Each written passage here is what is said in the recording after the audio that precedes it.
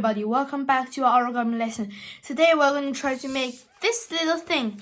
It's a tower, but you need a few more of these things that are equal size. And look, when you see these, you need to put these aside, these onto these, like this, and do it to the other side, and then it looks like a tower. And then now we need to do this to this one as well. Just wait. This is kind of a tricky one right now. And yeah, just like that. Boom! It's a tower. And if you want to make it look even cooler, you could basically close these off. Turn it around. Do it to these ones, and it would look like a pretty awesome sword if you somehow put these, like, not to do these things.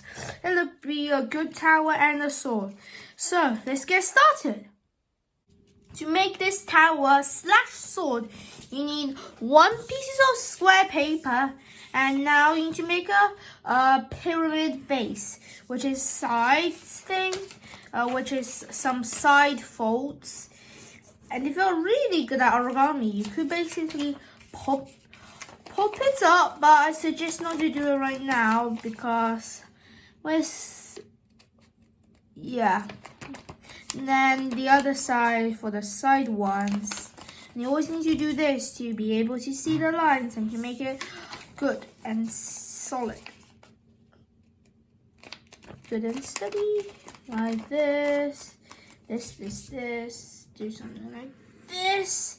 And then now you can pop it up like that. And now, this is, I'm going to show you guys how to make the base to put these, because you see this is not going to stand on itself. It needs a base. So for the base, you basically need to do this going up. And now do this one going up as well. And leave the other one. Leave the other one so it can be a base. Now, you need to do it like that. Do something like this. And then now you need to open this thing and then flatten it into a square. And now let's do the same to the other one. Don't be afraid to push down. You should put your hand in there and make that thing good. Now you see this, we have these now. Now you need to fold this thing to there, like this. And this one. And now you basically need to do it like this. And you fold it back.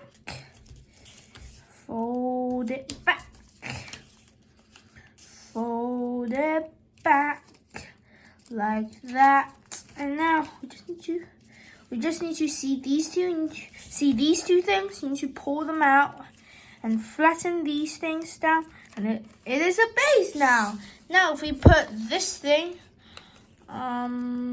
this is kind of tricky, onto this, it will stay, hopefully.